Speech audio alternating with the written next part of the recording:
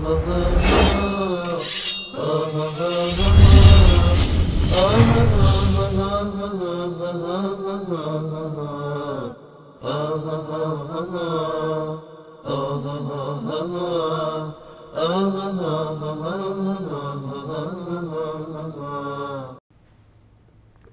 سلام علیکم، بفرمایید.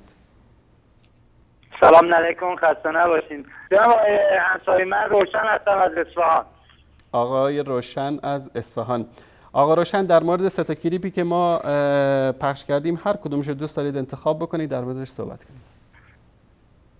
من کنارتون صحبت کنم جناب انصاری. فقط شما معتقدید بغض مولا المؤمنین امام المتقین بازوی دین خدا و رسول صلی الله علیه و سلم آقای علیه السلام رو ندارید. شما به سنت رسول خدا صلی الله علیه و سلم هستید یا نه؟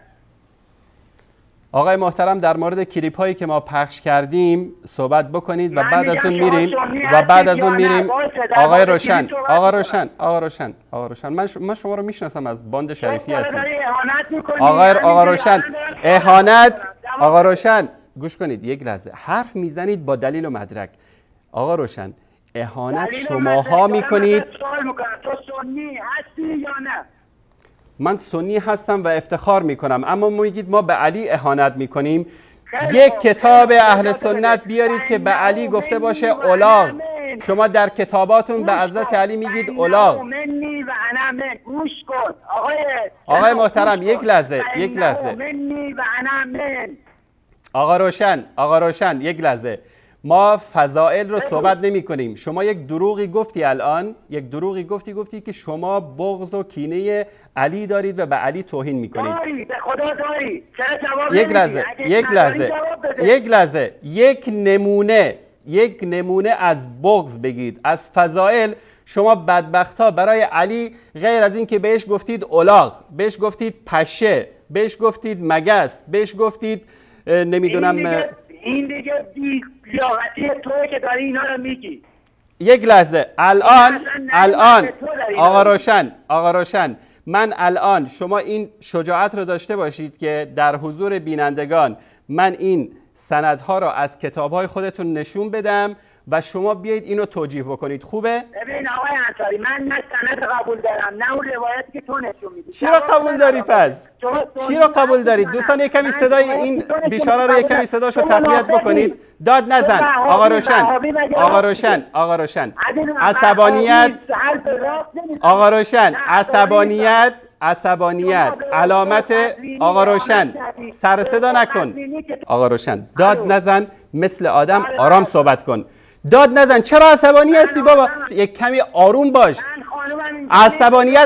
عصبانیت نشان دهنده حماقت و جهالت شماست. آقا عصبانی نشو. آروم با هم صحبت میکنیم. آروم. آقا آروم. هر وقت که آروم شدی من میارمت رو خط. آقا روشن هر وقتی که آروم شدی میارمت رو خط. سر صدا نکن. آروم شدی الان؟ آروم شدی؟ آقا روشن آروم شو، مثل آدم صحبت کن. من صدا تو قطع نمی کنم. آقای روشن آرام. یک کمی آرام. آقا روشن برادر بزرگوار، یک کمی آرام. آقا روشن یک کمی آرام. سر صدا نکن. آرام. ساکت باش الان. ساکت باش. یک لحظه. دوستان تایم بذارن. 1 دقیقه کامل من به شما وقت میدم. یک نمونه از توهین‌های ما به حضرت علی رو بگید. اگر یمین و یسار چیز دیگری صحبت کردی صدا تا قطع میکنم. قبوله؟ جناب آقای انصاری قبوله؟ اجازه میدی؟ قبوله؟ بگو قبول است یا نی؟ بله قبوله. یک دقیقه. آقا تایمر بذارید. یک لحظه گوش کن. بی‌تربیتی نکن. آخوندا بهت یاد ندادن که با ادب و اخلاق صحبت بکنی؟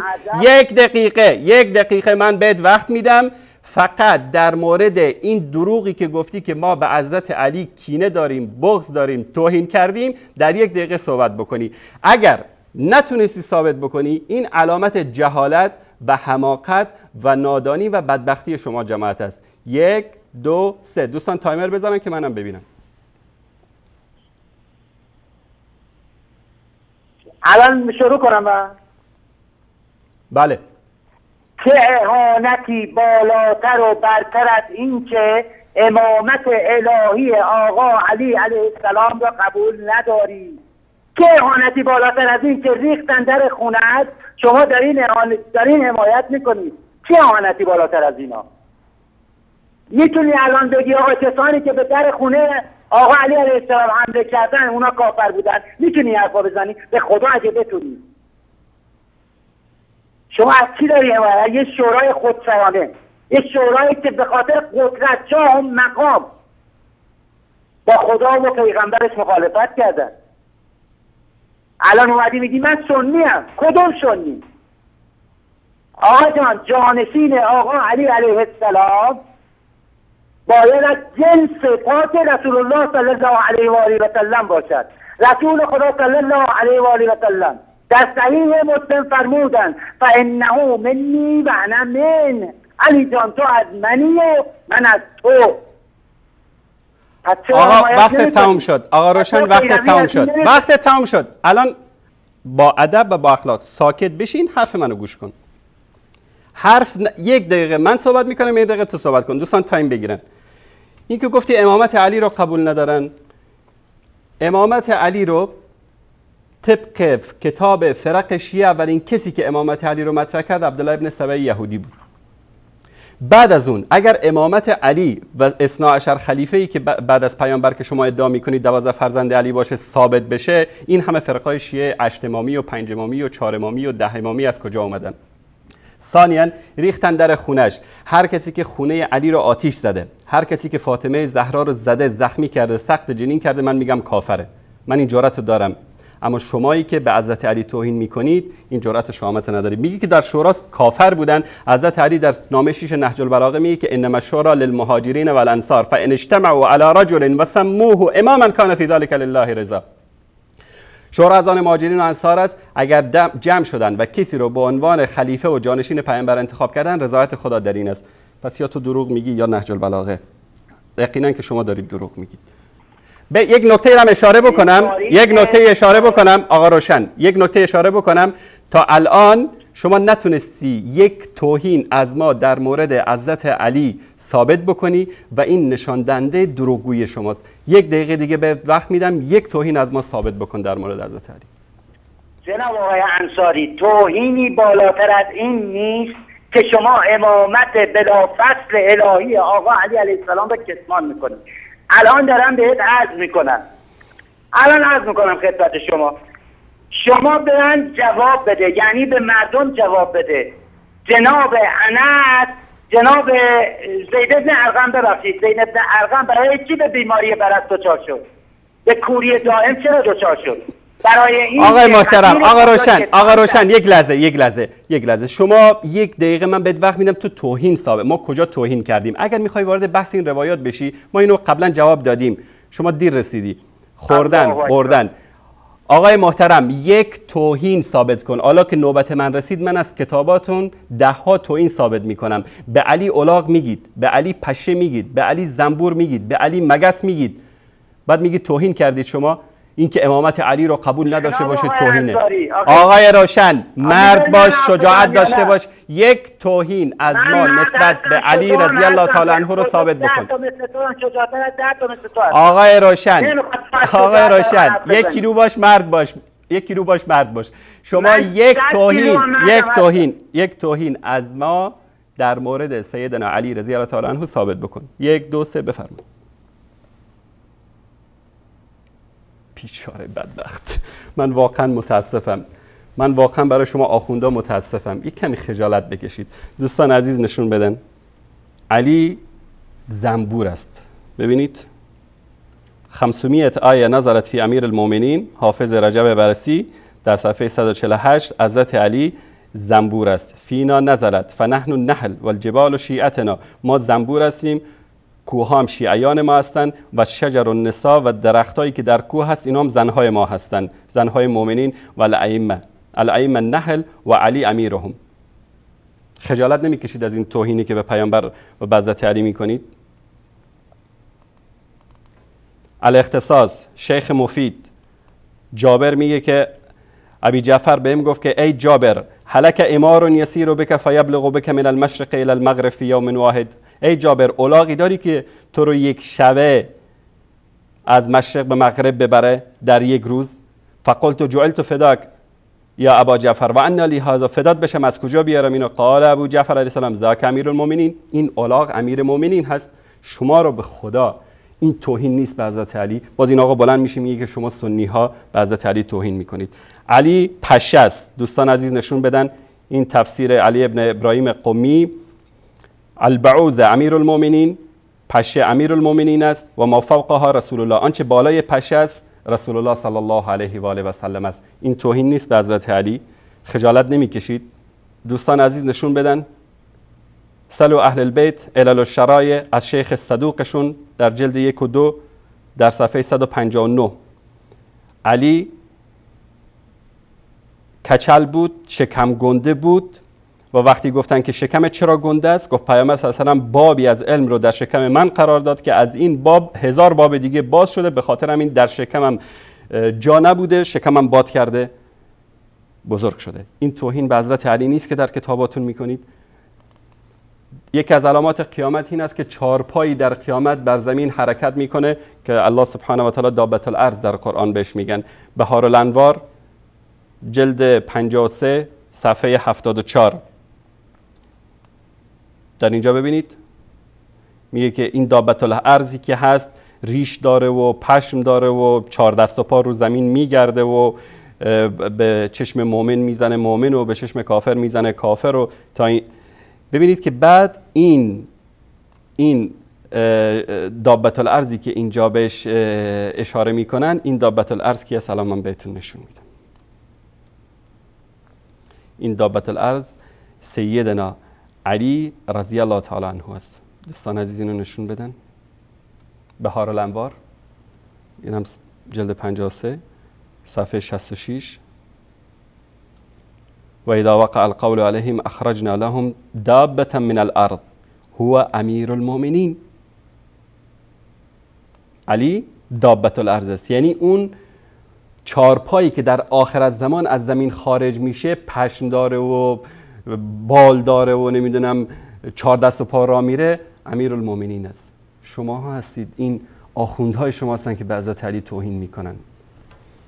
حالا این اومده که امامت حضرت علی، بارها گفتید که امامت حضرت علی رو در قبل از خلقت انسانها اینا نوری بودن، 12 نور بودن، در آسمان ها بودن. ان عدت الشهور عند الله 12 شهر و 1001 دروغی سر هم میکنید، در حالی که در کتاب های خودتون نسبت به حضرت علی آوردن که حضرت علی به نبوت پیامبر شک داشته. دوستان نشون بدید کتاب سعد السعود ابن طاووس از علمای مشهورشون، سعد السعود للنفوس از ابن طاووسشون، این هم شناسنامه‌اش که در ایران چاپ شده در صفحه 345. در اینجا میگه امر پیامبر صلی الله علیه و سلم افشا شد در بین مردم. فبینما رسول الله قائما یصلی اذا طلع علیه علی ابن ابی طالب، علی ابن ابی طالب در حالی که پیامبر نماز میخوند پیامبر رو دید. و داره که بعد اسلام خدیجه به 3 ایام، بعد از اینکه 3 روز بعد از اسلام خدیجه. دوستان بذارن رو صفحه که ببینه این آخوند که کی توهین میکنه به حضرت علی. فقال ما هذا، علی گفت که ای پیامبری ای محمد این چیه؟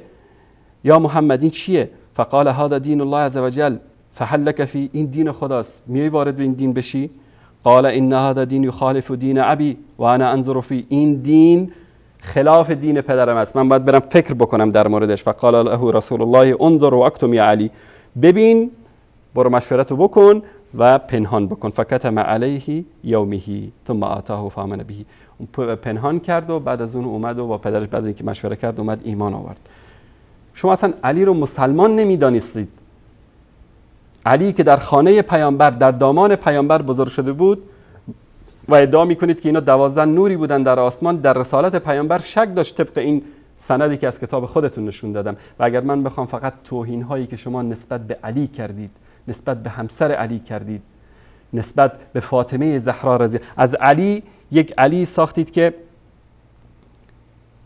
این روایت رو ببینید، دوستان نشون بدن اینو در بهار الانوار صفحه 47 در اینجا حضرت علی بلال ابن رباح رو میفرسته خونه فاطمه که در کار خونه با فاطمه کمک بکنه. من فقط نمیخونم نصوص و این صفحات رو نشون میدم، خودتون برید بگردید دنبالش.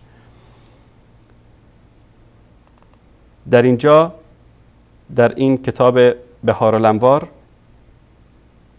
در این صفحه 21 علی شلوار یا ملافه که فاطمه رو خودش مینداخته یا میپوشیده رو میره رهن میذاره در پیش یک یهودی. توهینی بالاتر از این هست به حضرت علی و به فاطمه زهرا؟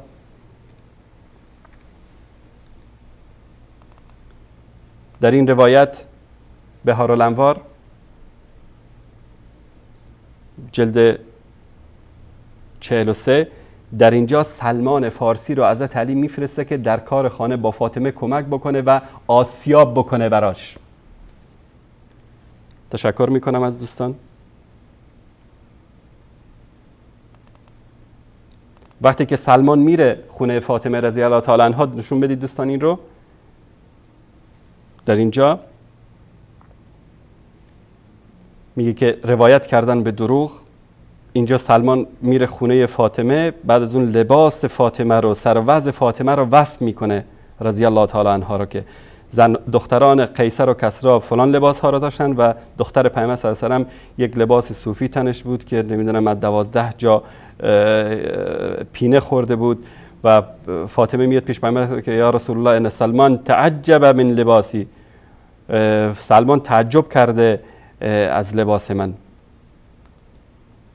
ببینید شما این روایت ها. در روایت دیگه در مورد سلمان فارسی دوباره که حضرت علی سلمان رو میفرسته خونه فاطمه زهرا رضی الله تعالی عنها، ایشون میاد میگه که یک پارچه رو فاطمه بود که اگر رو سرش میکشید ساق پاش معلوم میشد، اگر رو ساق پاش میکشید سرش لخت میشد.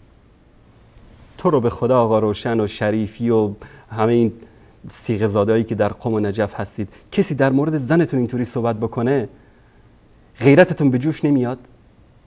کسی بگه که منتظری رفت خونه خمینی، زن خمینی تیکه پارچه روش انداخته بود که اگر رو سرش میکشید ساق پاش لخت میشد، اگر رو ساق پاش میکشید سرش لخت میشد، غیرتتون به جوش میاد یا نمیاد؟ اگه کسی در مورد زن خامنه ای این حرفو بزنه غیرتتون به جوش میاد یا نمیاد؟ در مورد دختر محمد مصطفی صلی الله علیه و سلم این توهین ها رو در کتاباتون آوردید. چی رو میخواید ثابت بکنید؟ که فاطمه فقیر بوده؟ شیر خدا علی مرتضی، شما نواده های امون عبدالله ابن سبی یهودی هستید که علی داغ در دلتون نشانده بود، نتونستید طور دیگری از علی انتقام بگیرید، ناموس علی رو هدف قرار دادید که علی در کوچه میبینه سلمان میگه بدو که فاطمه منتظرت تو خونه، اشتیاق داره به دیدار تو.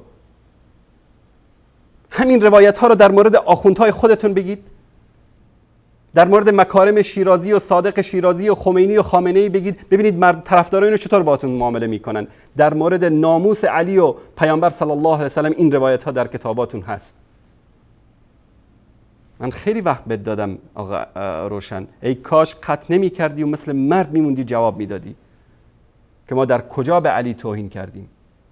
علی تاج سر ماست، ماهیم که علی رو دوست داریم، نه شماهایی که نقاب محبت علی رو به چهرهتون کشیدید. قلبهاتون پر از حقد و کینه بنی قریظه و بنی قینقاع و بنی نذیر و بدر و احد هست، به خاطر همین دارید به علی توهین میکنید. مرد باشید یکی از آخونداتون بیاد اینجا ثابت بکنه که ما توهین میکنیم یا شما توهین میکنید. یکی بیاد از این روایتاتون دفاع بکنید. کشتن تو شبکه ولایت، نتونستن از یکی از این روایتات دفاع بکنن. آه